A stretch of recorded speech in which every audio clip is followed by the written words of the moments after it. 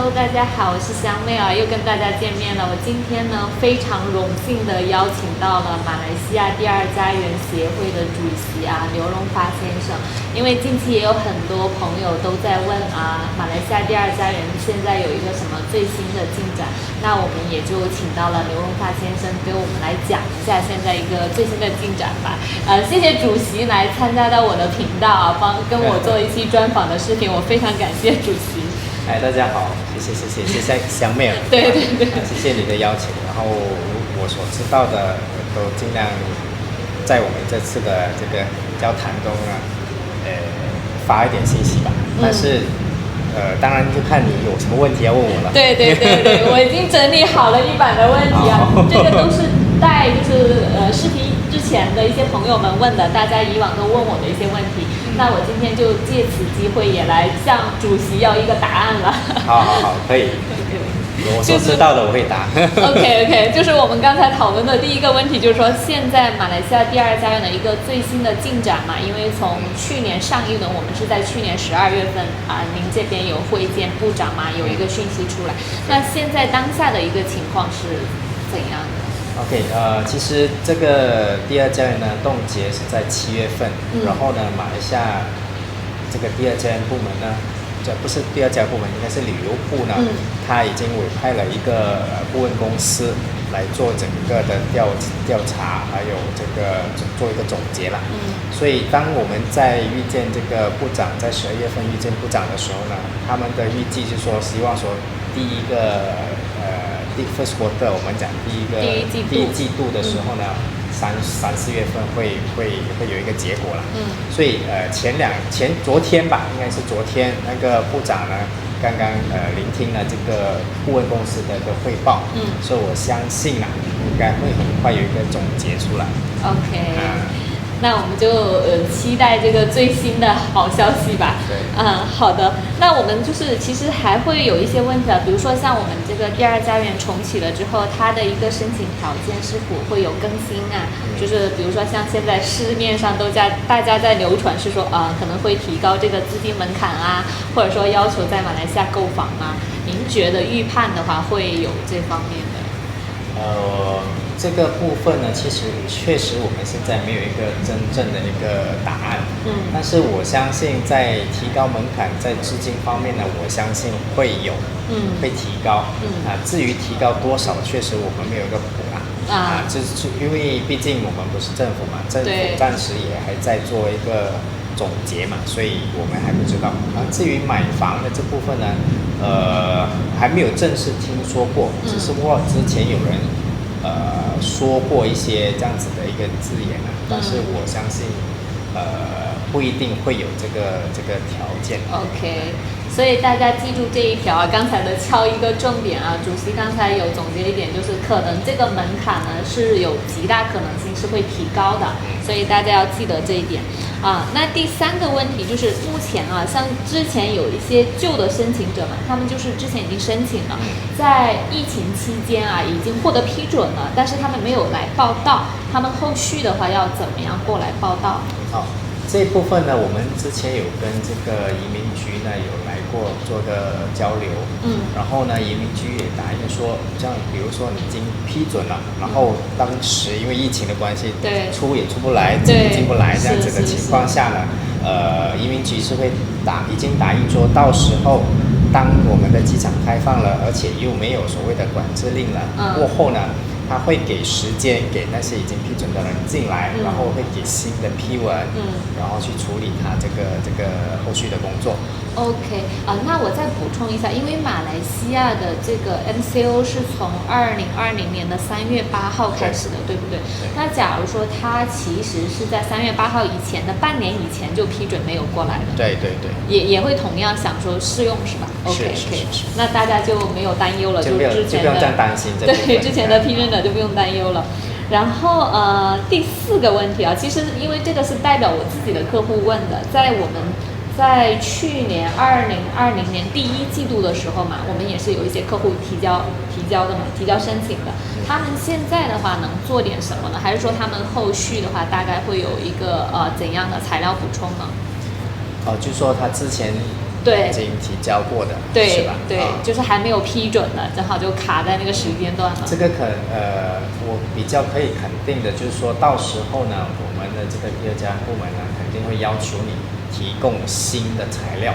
比如说无犯罪记录可能已经过期啦，如果没有过期，当然可以用了。如果过期了，可能要重做，因为它毕竟之前的一个规定是1年的有效期。对，无犯罪记录证明。然后比如说那个如果门槛提高了，它肯定也要求相应的补充材料，对吧？对 OK， 所以这个就是对于之前已经递交这个材料的，但是还没有批准的，那等到这个第二家园重启之后，我们还是需要再递交补充材料的，对吧？OK， 那在第5个问题啊，这个问题是当下问的人最多的，就是大家在以往呢都没有申请过第二家园，只是有了解过，大家都很有意向来申请这个第二家园。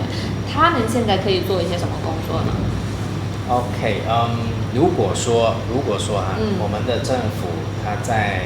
可能3月份肯定来不及啦，对，可能4月份或者5月份，它公布了可以重启的话，那么我觉得像在这几个月的里面呢，你可以做的就是比如无犯罪记录啊，因为毕竟无犯罪记录所耗的时间比较长，对，因为你去这个公安部门去拉了出来，然后要去公证，对，公证完以后要做双认证嘛，这个我相信都要花1个月到1个半月的时间，是的，所以我觉得这部分可以去先弄一下，或者说那个像比如小孩的一个亲属关系啊，那个是不会改变的嘛，对，所以这些觉得可以弄一下，是。所以大家刚才有透露出一丝讯息啊，大家再耐心等待一下，我们看一下大概到4月份、5月份的一个进展情况。大家可以现在先着手准备像无犯罪记录证明啊、亲属关系证明的这些公证文件。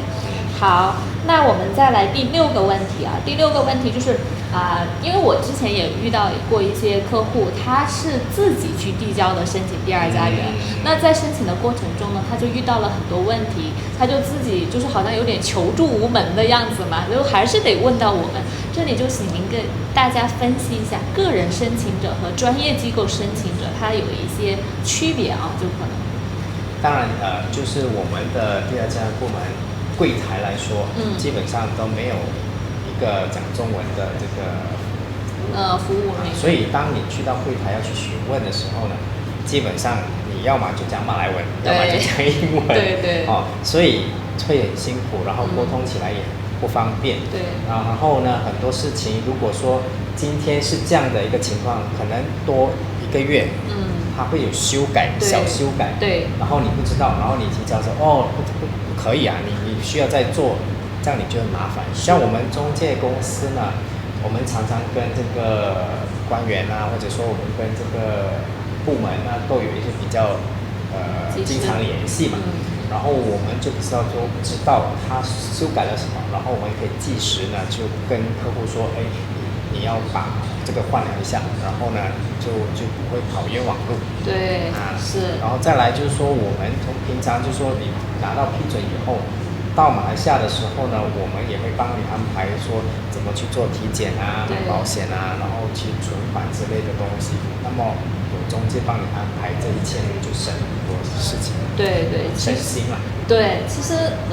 可能我个人的理解，我觉得没有必要省那一点点的钱，然后自己去费心费力，可能得到的结果还并不理想。假如说有像主席我们这样的专业公司给大家去办这个过程的话，大家会非常的省心，好吧？而且我们的应该讲，我们的会员们呢，很多都是很专业的，所以做出来的这个服务呢，都是很到位的。是的，真的很省心啊。然后第7个问题，这个也是很多退休人士问到的这个问题啊。大家会觉得说我现在退休，其实他的资金这个证明啊，这些都是符合的，他都有足够的资金做资金证明，但是他的这个退休金不足这个1万马币，这个其实我们应该是硬性要求，对不对？对，这个就是我们的门槛之一嘛。对。当然有时候看，如果说他是很不错的一个职业，然后他的金额呢可能少一点点，那么我们的这个总监呢，就第二家园部门的总监呢，他们可能会考量的，酌情考虑，对，酌情考虑的。但是我们不能说一定过，因为毕竟你不符合嘛，对，所以他就有拒绝的这个理由，对，是。还有就是这个，其实像我之前我们也经历过，就是有一些客户啊，他比如说是中国籍持中国籍护照的客户，但是他已经获得了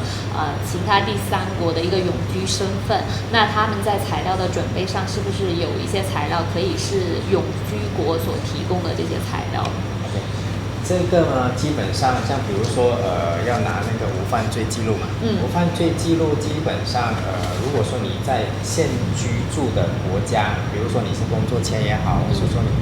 永居身份也好，你超过5年的话呢，基本上可以用该国的这个无犯罪记录。当然如果是工作收入证明这些呢，基本上你在哪一个国家也是没问题的。OK， 但是那个无犯罪记录呢是比较重要的。OK， 好。那还有人这个问题可能就是比较初级一点，因为有的是已经很了解马来西亚第二家园的一些申请情况以及政策性的，但是有的一些初级的客户呢，他们并不了解，就会有问到是说第二家园是否有机会变成为马来西亚的永久居民？这个呢是不可能的，对，因为第二家园它就是一个10年的居留签证嘛，对，但是它可以给你续，对，像我有朋友今年也是去续他的这个10年了，对，已经到期了，对。OK， 那我们再来最后一个问题啊，因为现在呢，大家其实这个问题，我觉得是属于对第二家园了解很透彻的这个用户受众他问的问题。他就是说，西马的这个第二家园呢和东马的第二家园有什么区别 ？OK， 马来西亚呢可以说是1国3制，移民局绝对沙巴跟沙劳越，就是东马就有沙巴、沙劳越嘛，然后西马就整个这个半岛。确实是有不一样。其实沙巴跟西马的政策呢比较一样。但是呢，像沙巴来说呢，它的这个无犯罪记录呢，如果是夫妻都有来的话呢，像夫妻都要有这个无犯罪记录。然后呢，之前的一个政策呢，就是说他需要到过这个沙巴，然后呢，在沙巴呢有租房或者是买房的这个记录呢，才可以达到批准。当然现在呢，沙巴也暂停，所以看他最后有没有什么新的政策，这个我们也不知道。所以现在是沙巴，因为1国3制嘛，刚才我们也了解，东马是有分沙巴跟沙劳越，所以是沙巴、沙劳越都暂停吗？没有，沙劳越还有继续的。不过沙劳越的一个特点就是人在才能申请。但是马来西亚现在呢，属于这个锁国阶段，对，没有办法入境。对，除非之前有来过的，然后他又有这个身份还是没有过期的，那么他可以过去沙劳越去申请。但是沙劳越呢，它又有不一样的一个政策了，它就是比如说50岁以下的必须要符合小孩呢在沙劳越呢已经有上课有签证了，然后你才符合去申请。然后或者说有之前在沙劳越有做医疗的，然后你才可以去申请第二家园。然后呢，50岁以上呢，基本上就养夫妻，就没有带小孩了。那个是属于算是退休的那种方式了那么就不一样。所以沙巴跟就沙劳越、沙巴跟西马都还有一点不一样。所以为什么讲1国3制？对，是。那您觉得就是说，像因为沙劳越目前是已经重启了嘛？对，它算是它有改良过，然后它已经算是重启了。但是它是在去年的9月份吧，差不多是这样的时候它又是推他们沙劳越的一个第二家园。但是最主要，刚刚我讲了，人不在这边也没有办法申请。对，所以现在也没有办法推动这个沙劳越的第二家园。那假如说后续的话，就是针对于可能有客户他想住在沙劳越，他是不是就比较可以去申请这个沙劳越的？对，其实如果说你想住东马的话，那么你去申请东马的这个第二家园。那如果说你想住西马的话，当然你也可以申请这个东马，但是呢，有一些条件的框在啦，就是比如说你在沙劳越，你拿沙劳越的这个第二家园，你必须居住在沙劳越1年多少天这样子的规定。所以就是说如果你想在西马居住，那么就西马。对，拿西马。当然，如果说现在没有办法的情况下，而你又在马来西亚，那么你又可以去申请沙劳越的，那个我觉得还可以。那假如说他是刚才有讲50岁以下是要求有小朋友在当地读书，假如说他没有小朋友的话，他可以申请可以，当边就是沙劳越就有一个要求，好像是需要买固定的一个房产。对 OK， 好。那谢谢主席今天给我们分享了很多知识啊。假如说私下大家还有一些可能更加个性化的详细的问题，那我们可以私下呢再联系我。我假如说解答不到您的问题呢，我会向主席及时的请教的。行，没问题。主席也分享了给我们很多知识啊。假如说大家后续呢要来申请这个第二家园呢，都可以联系我们，然后主席这边呢也会第一时间的帮大家处理好每一个 case， 对不对？主席也会经常去中国，而且呢，主席在这一行业里头呢，已经从业了10多年了，是非常有经验的，很资深的。他的通过率呢，基本上是99%啊，这个所有经手的案子啊，都非常多了。好吧，那我再次谢谢主席，我们后续再进行一个大家互动的1对1的沟通吧。好吧，谢谢大家。好，谢谢。